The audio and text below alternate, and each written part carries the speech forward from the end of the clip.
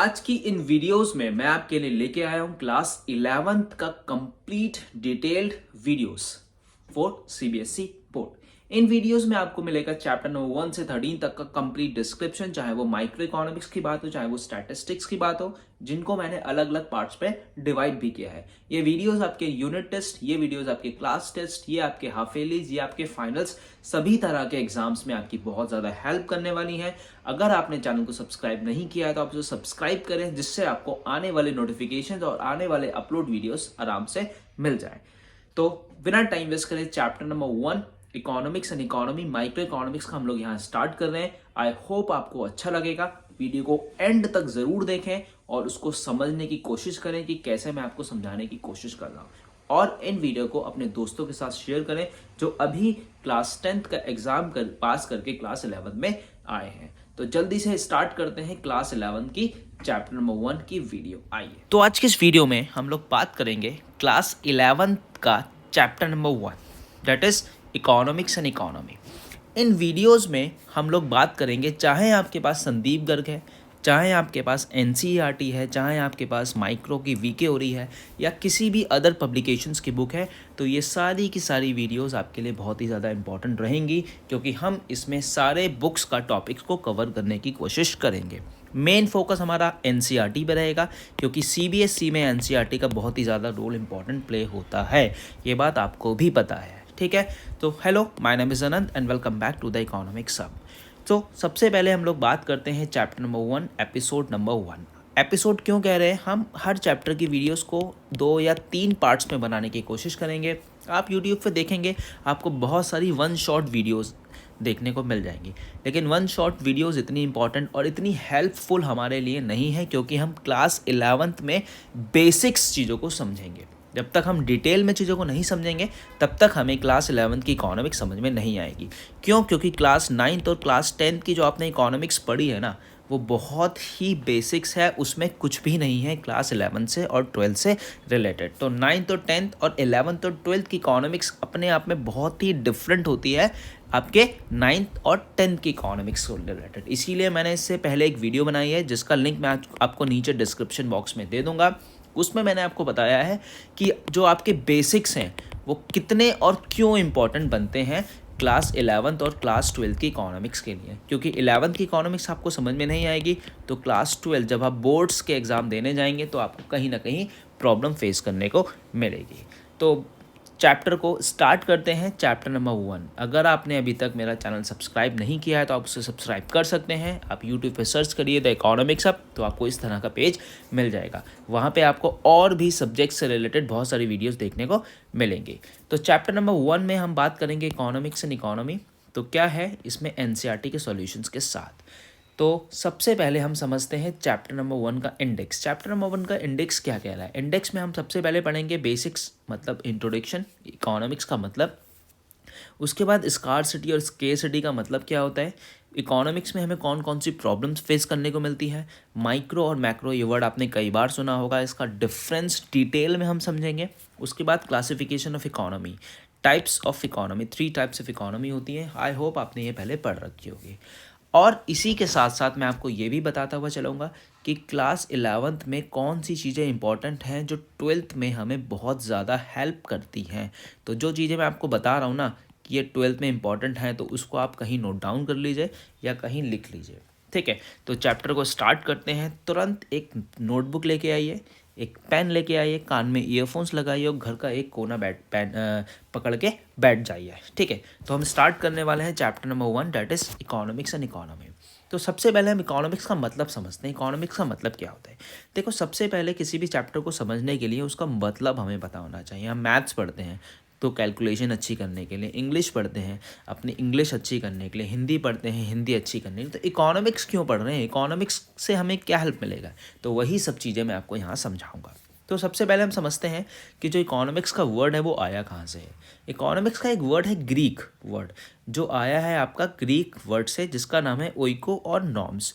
ओइको का मतलब होता है हाउस और नॉर्म्स का मतलब होता है मैनेजमेंट। अब यहाँ पे हाउस का रिलेट कर रहा है, यहाँ पे हाउस जो रिलेट कर रहा है ना, वो रिलेट कर रहा है इंडिया। हम इंडिया की बात क्यों कर रहे हैं? क्योंकि हम इंडिया में रह रहे हैं।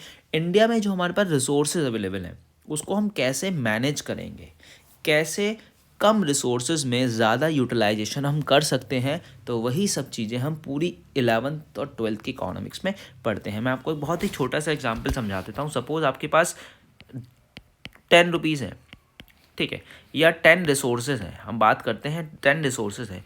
इस 10 रिसोर्सेज को आपको 20 लोगों में डिस्ट्रीब्यूट करना है, तो अब आप कैसे मैनेज करेंगे? तो वही सब चीज़ें हम इकोनॉमिक्स में पढ़ेंगे कि कम रिसोर्सेज होने के बाद भी हम कैसे अपने इकोनॉमी को, कैसे हम अपने कंट्री को आगे बढ़ा सकते हैं, ठीक है। तो यही सब चीज़ें हम डिस्कस करेंगे। तो सबसे पहले हमने समझा था इकोनॉमिक्स वर्ड है वो आया है ग्रीक वर्ड से, जिसका नाम है ओइको और नॉर्म्स। ओइको का मतलब होता है हाउस और नॉर्म्स का मतलब होता है मैनेजमेंट, और ये हाउस यहाँ रिलेट कर रहा है हमारे इंडिया में, हमारे भारत को, ठीक है।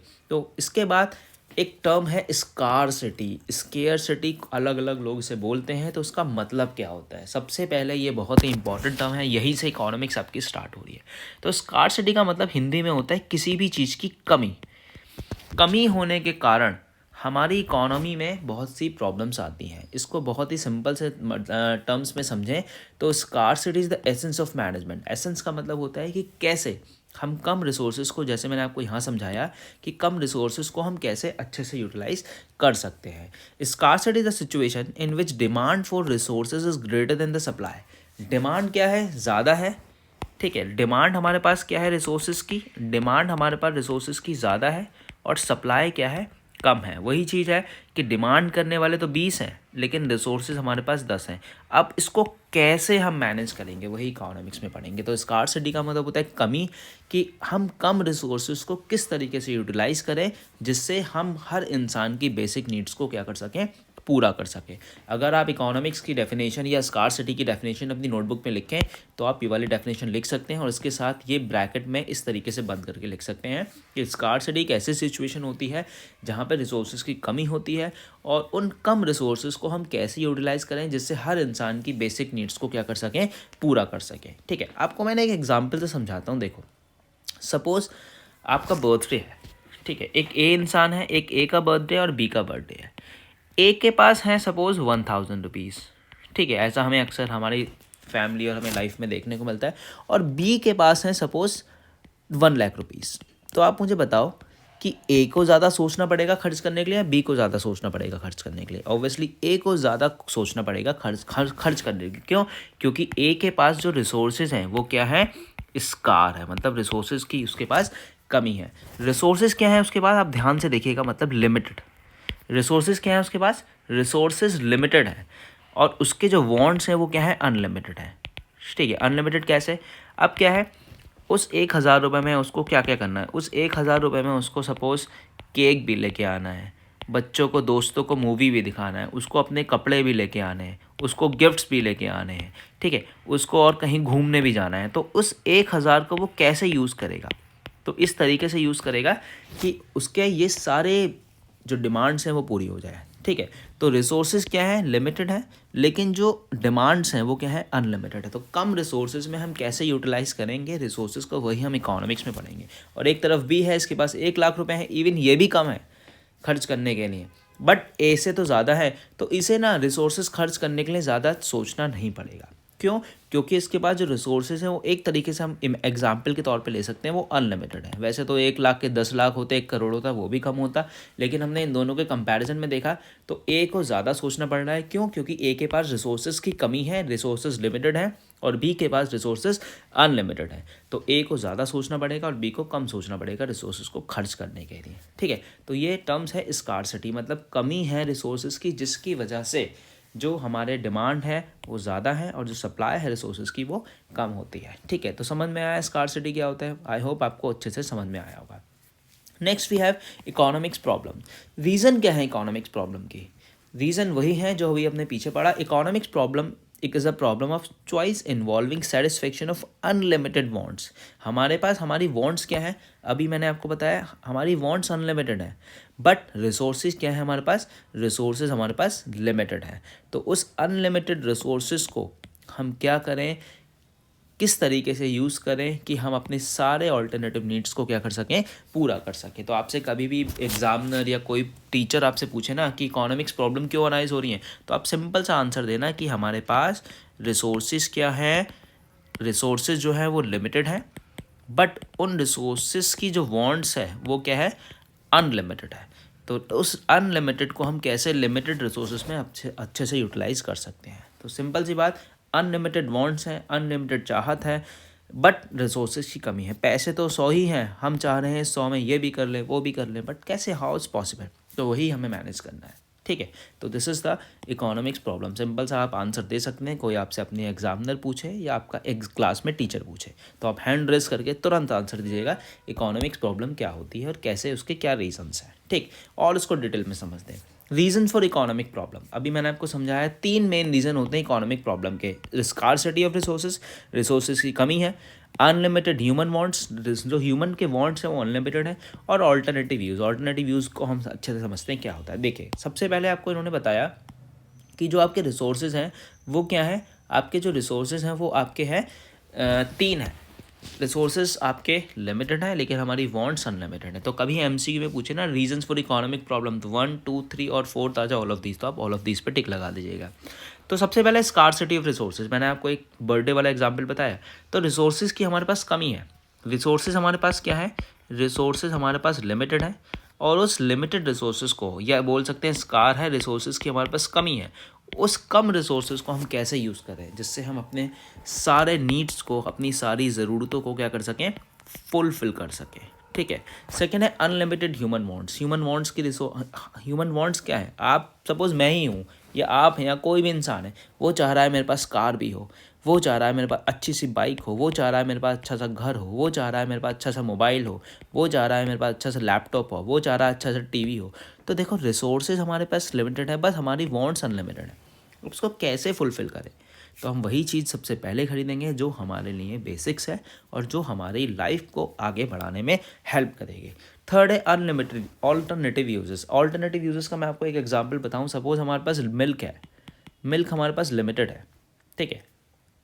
अब उस मिल्क में हम कर्ड भी बना सकते हैं, चीज़ भी बना सकते हैं, ठीक है, उसको पी भी सकते हैं, उससे चाय भी बना सकते हैं, उससे और भी बहुत सारे रिसोर्सेज बना सकते हैं। बट मिल्क तो हमारे पास लिमिटेड है ना, लेकिन उसके यूजेस आप देख रहे हो अनलिमिटेड का, ये भी कर सकते हैं, ये भी कर सकते हैं। तो ऐसे ही आप किसी मनी को ले सकते हैं, पैसा है, पैसा लिमिटेड है लेकिन उससे हमारे पास ऑल्टरनेटिव यूज़ है। उस 1 लाख रुपए सपोज आपके पास कहीं से आए, अब आप 1 लाख रुपए में चाह रहे हैं कार भी खरीद लें, बाइक भी खरीद लें, टीवी भी खरीद लें, मोबाइल भी खरीद लें, लैपटॉप भी खरीद लें, तो हाउ इट इज़ पॉसिबल। तो ये इकोनॉमिक्स में प्रॉब्लम है हमारी। क्यों? हमारे पास रिसोर्सेज की कमी है, हमारी जो वांट्स है वो अनलिमिटेड है, और उन लिमिटेड वांट्स का, रिसोर्सेज का ऑल्टरनेटिव यूज़ बहुत ज़्यादा है। हम ये भी कर लें, हम ये भी कर लें, हम ऐसे भी कर लें, वैसे भी कर लें, तो हाउ इट पॉसिबल। तो ये तभी पॉसिबल है या तो आपके पास पैसा बहुत सारा हो, या उस पैसे को मैनेज करने आपको आता हो। वो मैनेज आप कैसे कर सकते हैं, जब आप इकोनॉमिक्स को अच्छे से समझेंगे और अच्छे से पढ़ेंगे, ठीक है। तो this is the reasons for economic problem. तो ये 3 मेन रीजन्स आपको याद होना चाहिए, टिप्स पे याद होना चाहिए। इसको लिख लो, जैसा मैंने आपको बताया, स्कार्सिटी, अनलिमिटेड ह्यूमन वांट्स और alternative uses, okay. Next is the main और बहुत ही इंपॉर्टेंट डिफरेंस है ये क्लास 12 के लिए अभी, और 11th के लिए तो ऑब्वियसली है ही। ये आपके एग्जाम्स में सीधा आपसे टीचर पूछ सकता है, what is the difference between micro and macro economics. तो आइए माइक्रो और मैक्रो को हम अच्छे से समझते हैं, क्या कह रहा है माइक्रो इकोनॉमिक्स और मैक्रो इकोनॉमिक्स। बहुत ध्यान से सुनना, क्योंकि ये बहुत ही बेसिक्स और बहुत ही इंपॉर्टेंट कॉन्सेप्ट्स है इकोनॉमिक्स में। सबसे पहले बात करते हैं माइक्रो इकोनॉमिक्स। आपने वर्ड कहीं ना कहीं सुना होगा, माइक्रोचिप, माइक्रो सुना होगा आपने, माइक्रो बायोलॉजी। माइक्रो का मतलब क्या होता है? देखो, माइक्रो का मतलब होता है जब हम छोटी से छोटी चीज़ के बारे में स्टडी करते हैं, जिसको हम इकोनॉमिक्स में बोल सकते हैं इंडिविजुअल चीज़ के बारे में हम बात करेंगे। तो हम बात करेंगे आपका किसके बारे में? Micro economics. जैसे आपकी क्लास में 20 बच्चे हैं, उस 20 में से एक बच्चा उठा लो तो हम बात कर रहे हैं माइक्रो, 1, 2 उठा लो तो माइक्रो, 3 उठा लो तो माइक्रो, 4 उठा लो तो माइक्रो, और पूरी क्लास की बात करेंगे तो हम बात कर रहे हैं मैक्रो इकोनॉमिक्स की, ठीक है। और मैं आपको बहुत अच्छा एग्जांपल लेके बताऊं, सपोज़ आप पूरे फॉरेस्ट की बात कर रहे हैं, फॉरेस्ट में कितने सारे पेड़ होते हैं, हम सब की बात कर रहे हैं, तो वो क्या हो जाएगा, पूरा फॉरेस्ट क्या हो गया आपका मैक्रो। और उस फॉरेस्ट में एक पर्टिकुलर ट्री की बात करेंगे, किसी एक इंडिविजुअल ट्री की बात करेंगे, तो वो क्या हो जाएगा माइक्रो इकोनॉमिक्स। तो माइक्रो होता है किसी इंडिविजुअल किसी एक चीज़ के बारे में बात करना, और मैक्रो होता है पूरे फॉरेस्ट के या पूरे सब चीज़ों के बारे में बात करना। या बहुत और सिंपल सा एग्जांपल बताऊँ, आपके शहर में कोई एक मिठाई की बहुत अच्छी दुकान है, तो हम बात करें माइक्रो, और हम आपके शहर में सारी मिठाइयों की दुकान की बात कर रहे हैं तो हो जाएगा आपका मैक्रो इकोनॉमिक्स। ठीक है, आपके पूरे शहर में आपके घर की बात हो रही है तो माइक्रो, और पूरे शहर में सभी की बात हो रही है तो मैक्रो इकोनॉमिक्स। समझ में आया आपको माइक्रो और मैक्रो में डिफरेंस? माइक्रो की बात करते हैं तो हम बात करते हैं किसी इंडिविजुअल, और मैक्रो की बात करते हैं तो बात करते हैं एग्रीगेट। अभी एग्रीगेट समझाता हूँ क्या होता है। देखो एक चीज़ और देख लो, देखो इस वर्ड है माइक्रो, इसमें आई से आपको पता लग जाएगा individual, I stands for individual. ठीक है, तो इसको डेफिनेशन एक बार पढ़ लेते हैं।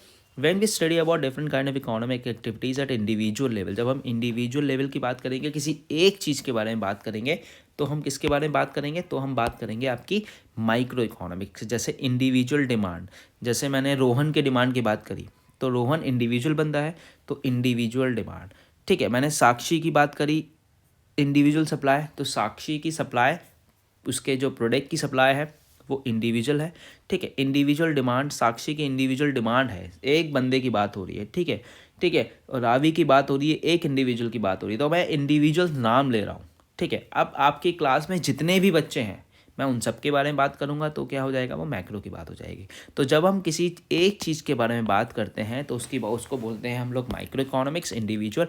आपसे कभी एग्जाम्पल पूछे तो आप सिंपल सा एग्जाम्पल बता देना, इंडिविजुअल डिमांड, ठीक है, individual supply, individual firm, individual आपका हाउस, तो ये सब की बात हो रही है, तो मतलब बात हो रही है माइक्रो इकोनॉमिक्स की। अब हम बात करते हैं, चलिए आइए मैक्रो इकोनॉमिक्स की। मैक्रो इकोनॉमिक्स का मतलब क्या होता है?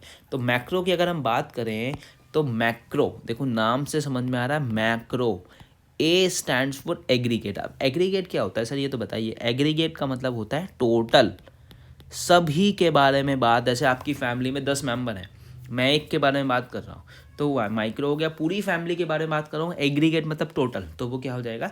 Macro economics. तो A stand for the aggregate. Clear है? तो when we study about different kind of economic activities at aggregate level, किसी एक इंडिविजुअल चीज़ के बारे में बात कर रहे हैं, एग्रीगेट एक सभी के बारे में बात कर रहे हैं तो उसको हम बोलते हैं मैक्रो इकोनॉमिक्स, और एक के बारे में बात करेंगे तो हम बोलेंगे माइक्रो इकोनॉमिक्स। ठीक है, तो जैसे टोटल, इसके लिए टोटल वर्ड यूज़ कर सकते हैं, होल मतलब सारा का सारा, तो this is all about the macro economics. तो इसके एग्जांपल्स, इंडिविजुअल डिमांड यहाँ पे हो जाएगा एग्रीगेट डिमांड, यहाँ पे इंडिविजुअल सप्लाई, यहाँ पे एग्रीगेट सप्लाई। ठीक है, यहाँ पे हो जाएगा इंडिविजुअल फर्म, यहाँ पे हो जाएगा एग्रीगेट फर्म। तो ये होते हैं आपके माइक्रो और मैक्रो इकोनॉमिक्स के एग्जाम्पल। आपको ना एक चीज़ और देगी बुक में, अगर आप पढ़ोगे तो नेशनल इनकम, ठीक है, नेशनल इनकम, पॉवर्टी। क्या पॉवर्टी जो है, क्या अनएम्प्लॉयमेंट है, क्या अनएम्प्लॉयमेंट आपके लिए प्रॉब्लम फेस कर रहा है? अनएम्प्लॉयमेंट से आपको फ़र्क पड़ रहा है? नहीं, अनएम्प्लॉयमेंट अगर ज़्यादा होगा इकोनॉमी में तो सबको फ़र्क पड़ेगा, और सबकी बात हो गई तो macro. National income, national income आप पढ़ेंगे 12th में। नेशनल इनकम का मतलब क्या होता है? जब हम अपनी कंट्री की इनकम की बात कर रहे हैं, तो कंट्री की इनकम की बात हो रही है तो हम माइक्रो की बात करेंगे। सपोज मैं अपनी इनकम की बात करूँगा तो माइक्रो की बात करूँगा। पॉवर्टी, देश में गरीबी है, देश में गरीबी से क्या प्रॉब्लम है? कि आपको प्रॉब्लम है, ऑब्वियसली आपको तो प्रॉब्लम है, लेकिन साथ में और भी रहने वाले लोगों को प्रॉब्लम्स होती है। तो this is all about the micro और मैक्रो इकोनॉमिक्स। और इसको डिटेल में समझते हैं। देखिए मैंने आपको और अच्छे से समझाया है।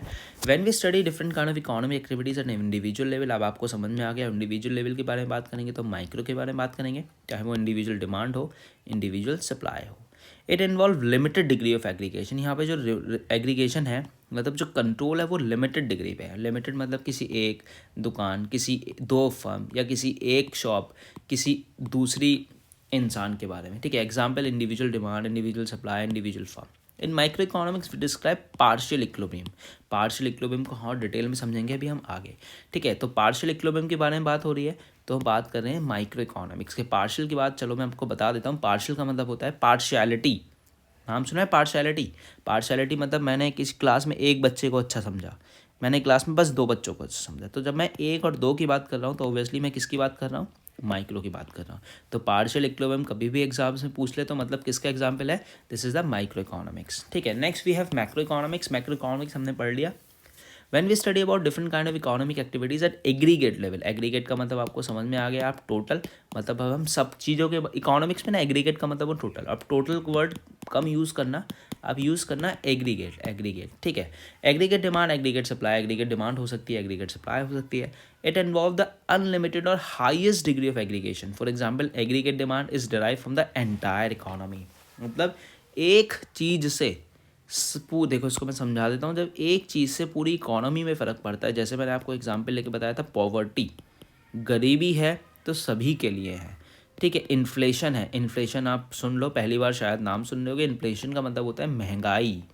महंगाई है तो क्या है यार, वो मेरे लिए और आपके लिए है नहीं, महंगाई अगर इकोनॉमी में हो रही है तो वो सभी के लिए है, जिससे पूरी एंटायर इकोनॉमी को फ़र्क पड़ता है, ठीक है। In micro economic we study general, general का मतलब होता है जब हम बात करते हैं सभी के बारे में, जैसे क्लास में सब बच्चों के बारे में बात कर रहा हूँ तो मैक्रो हो गया, तो वो जनरल हो गया, और किसी एक बच्चे के बारे में बात कर रहा हूँ तो पार्शियल हो गया, वो माइक्रो हो गया, ठीक है। तो this is the difference between micro और मैक्रो। आई होप आपको माइक्रो मैक्रो समझ में आया होगा। समझ में आया हो तो मुझे कमेंट करके ज़रूर बताएं, नहीं आया तब भी मुझे बताएं, ठीक है। और एक एक एग्जाम्पल आप अपनी तरीके से भी माइक्रो और मैक्रो का मुझे कमेंट करके बताएं, जिससे मुझे पता लग जाए कि हाँ आपको माइक्रो मैक्रो समझ में आ गया है, ठीक है। अब मैं आपसे पूछूं which one is more important, micro important है या मैक्रो इम्पॉर्टेंट है? आप कहेंगे सर माइक्रो इम्पॉर्टेंट है, और मैं कह रहा हूँ सर दोनों इम्पॉर्टेंट है। कैसे? Which one is more important, micro और मैक्रो, दोनों ही इंपॉर्टेंट है। आपके हिसाब से क्या इंपॉर्टेंट है, माइक्रो और मैक्रो? सोचो, मन में आंसर दो, अब मैं तो सुन नहीं पाऊंगा। आप कह रहे हैं माइक्रो और दूसरा कह रहा है मैक्रो और तीसरा कह रहा है दोनों। जी हाँ, दोनों ही इंपॉर्टेंट है। क्यों इंपॉर्टेंट है? देखो, फॉरेस्ट में एक ट्री लगा, ठीक है, फॉरेस्ट में एक ट्री लगा, फिर दूसरा लगा, फिर तीसरा लगा। अभी एक ट्री लगा तो माइक्रो, दो लगा तो माइक्रो, तीन लगा तो फिर भी हमने, चार लगा, पाँच लगा, 6 लगा, 7 लगा, 8, 9, 10, 11, 12, 13, 14, 15, 16, 17, 18, 19, 20। तो जब एक लगा था तब माइक्रो था, लेकिन एक के बाद दो, दो के बाद तीन, तीन के बाद चार, चार के बाद पाँच, तो ये पूरा फॉरेस्ट बन गया। देखा, एक से ही मैक्रो बना। जब तक अगर एक ही नहीं लगता तो मैक्रो कहाँ कन्वर्ट हो सकता था? तो माइक्रो और मैक्रो दोनों ही इंपॉर्टेंट है। एक एक करके ही, पहले एक आपकी कॉलोनी में घर बना, फिर दूसरा बना, फिर तीसरा बना, फिर चौथा बना, फिर पाँचवा बना, फिर छठा बना, फिर सातवां बना, तब ये पूरी एक कॉलोनी बनी। तो माइक्रो से मैक्रो में कन्वर्ट हो गई।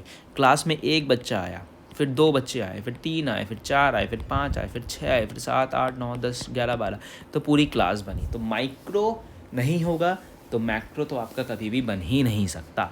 तो माइक्रो और मैक्रो दोनों ही इंपॉर्टेंट है। अगर आपसे टीचर पूछे कि आप विच वन इज इंपॉर्टेंट, तो या आप भी टीचर से पूछ सकते हैं कि मैम माइक्रो इंपॉर्टेंट है या सर माइक्रो इंपॉर्टेंट है, मैक्रो इंपॉर्टेंट है, तो उनका जवाब सुनिएगा, वो आपको और अच्छे से एक्सप्लेन करेंगे कि माइक्रो इंपॉर्टेंट है या मैक्रो इंपॉर्टेंट है। ओके, तो दोनों ही इंपॉर्टेंट है, माइक्रो और मैक्रो बोथ आर इंपॉर्टेंट। ठीक, चलो अब हम पढ़ते हैं क्लासिफिकेशन ऑफ इकोनॉमी। बहुत ही इंपॉर्टेंट है, ध्यान से सुनिएगा। क्लासिफिकेशन ऑफ इकोनॉमी, बेसिकली 3 तरह की इकोनॉमी होती है। कंट्रोल इकोनॉमी, जिसको हम सेंट्रली प्लान्ड इकोनॉमी के नाम से भी जानते हैं, एक होती है फ्री इकोनॉमी और एक होती है मार्केट इकोनॉमी, और लास्ट होती है मिक्स इकोनॉमी। नाम से समझ में आ रहा है मिक्स इकोनॉमी। तो आइए इन तीनों इकोनॉमी को अच्छे से समझते हैं। तो सबसे पहले हम बात करते हैं कंट्रोल्ड इकोनॉमी और centrally planned economy. Controlled economy एक ऐसी इकोनॉमी होती है जहाँ पे प्रोडक्शन मतलब जहाँ चीज़ें बनती हैं, कंजम्पशन और एक्सचेंज एंड इन्वेस्टमेंट, ये सारी की सारी चीज़ें, चाहे वो, देखो मैं आपको हाईलाइट कर देता हूँ, चाहे वो प्रोडक्शन हो, चाहे वो कंजम्पशन हो, चाहे वो एक्सचेंज हो, चाहे वो इन्वेस्टमेंट हो, छोटी से छोटी चीज़ और बड़ी से बड़ी चीज़, सारी की सारी चीज़ें कंट्रोल्ड करती है गवर्नमेंट। उस इकोनॉमी को बोलते हैं हम लोग कंट्रोल्ड इकोनॉमी। जिस इकोनॉमी में, मतलब जिस देश में सब चीज़ें सरकार चलाती है या सरकार के हाथ में रहती हैं, उस इकोनॉमी को हम बोलते हैं कौन सी इकोनॉमी? Controlled economy. ठीक है, इसका मोटिव सिंपल होता है सोशल वेलफेयर। हम मान सकते हैं इस इकोनॉमी का मोटिव होता है सोशल वेलफेयर। ये इकोनॉमी चाहती है कि उस देश में रहने वाले सभी लोगों को फ़ायदा हो। सोशल वेलफेयर का मतलब होता है सभी लोगों को फ़ायदा हो। ठीक है, चाहे वो कंज्यूमर हो, चाहे वो प्रोड्यूसर हो, वो फ्री नहीं है। वॉट मतलब क्या बनाए, हाउ कैसे बनाए, और फॉर हुम किसके लिए बनाए। क्या बनेगा, कैसे बनेगा, किसके लिए बनेगा, क्यों बनेगा, वो सब कौन डिसाइड करेगा? वो सब सरकार डिसाइड करेगी। ठीक है। मोस्ट रिसोर्सेज, मोस्ट नहीं, सारे के सारे रिसोर्सेज कंट्रोल होते हैं गवर्नमेंट के हाथ में, चाहे वो प्रोडक्शन से रिलेटेड हो, चाहे वो कंजम्पशन से हो, चाहे वो एक्सचेंज से हो, चाहे वो इन्वेस्टमेंट से हो। जैसे हमने ऊपर पढ़ा, वो सारे के सारा कौन कंट्रोल करता है? सरकार कंट्रोल करती है। और किस प्रोडक्ट के कितने प्राइजेस रहेंगे, जैसे हम भारत में देखते हैं कि कोई भी कितना प्राइस रख सकता है, लेकिन कंट्रोल इकोनॉमी में ऐसा नहीं होता है। कंट्रोल इकोनॉमी में जो प्राइजेस होते हैं ना गुड्स के, वो सरकार ही डिसाइड करेगी प्राइजेस ज़्यादा होने हैं या प्राइजेस कम होने हैं। ठीक है। और पब्लिक सेक्टर का बहुत इंपॉर्टेंट रोल होता है इस इकोनॉमी। आपको पता है पब्लिक और प्राइवेट सेक्टर्स क्या होता है? मैं आपको एक बार समझा देता हूँ पब्लिक और प्राइवेट सेक्टर्स में डिफरेंस क्या होता है। देखो, पब्लिक सेक्टर, बहुत जल्दी से समझा देता हूँ, सुन लो। पब्लिक और प्राइवेट सेक्टर, पब्लिक सेक्टर वो सेक्टर होता है जहाँ पे पूरी तरह से गवर्नमेंट का रोल होता है, और प्राइवेट सेक्टर वो होता है जहाँ पे पूरी तरह से प्राइवेट रोल प्ले करता है। जैसे मैं आपको बताऊँ, अंबानीज़ हैं, टाटा है, ठीक है, अडानीज़ हैं, ये सब प्राइवेट सेक्टर्स हैं। ठीक है। ये अपने हिसाब से प्राइजेस रखेंगे, अपने हिसाब से गुड्स बनाएंगे, अपने हिसाब से सर्विसेज बनाएंगे। और पब्लिक सेक्टर वो रोल होता है जहाँ पे पूरी तरह से सरकार का रोल होता है। जैसे इंडियन रेलवे, पूरी तरह से नहीं कह सकते क्योंकि अब इंडियन रेलवे भी प्राइवेटाइजेशन हो रहा है, तो इंडियन रेलवे बहुत अच्छा एग्जाम्पल है। BSNL आपने नाम सुना होगा। तो ये पब्लिक, मतलब पब्लिक सेक्टर वो सेक्टर होता है जहाँ पे गवर्नमेंट रोल प्ले करती है। क्या प्राइजेस होगा, क्या बिकेगा, क्या सप्लाई होगा, वो सब पब्लिक के हाथ में होता है। और प्राइवेट का मतलब होता है जहाँ पे आपका पूरी तरह से प्राइवेट रोल प्ले करता है। मतलब अंबानीज डिसाइड कर रहे हैं, टाटा डिसाइड कर रहे हैं, और अडानीज डिसाइड कर रहे हैं क्या बनेगा, कैसे बनेगा, कितने प्राइस में बनेगा। ठीक है। तो यहाँ पे कंट्रोल इकोनॉमी में सारा कंट्रोल किसका होता है? पब्लिक सेक्टर का होता है। मतलब पब्लिक सेक्टर मतलब क्या होता है? एक तरह से गवर्नमेंट होती है, वही डिसाइड करेगी हर चीज़ के लिए, क्या, कैसे, क्यों, कब, किसके लिए, वो सब कौन डिसाइड करेगा? आपका गवर्नमेंट डिसाइड करेगी। इसका बहुत अच्छा एग्जाम्पल है चाइना, नॉर्थ कोरिया। ठीक है। तो ये है आपके एग्जाम्पल, कभी पूछे तो एग्जाम्पल लिख सकते हैं कि ये कंट्रीज़ हैं जो कौन से फॉलो करते हैं, जो फॉलो करते हैं कंट्रोल इकोनॉमी को। ठीक है। नेक्स्ट है फ्री इकोनॉमी और मार्केट इकोनॉमी। नाम से समझ में आ रहा है फ्री, सब कुछ फ्री है। कुछ फ्री का मतलब ये नहीं कि बस दुकान जाओ फ्री में उठा लो।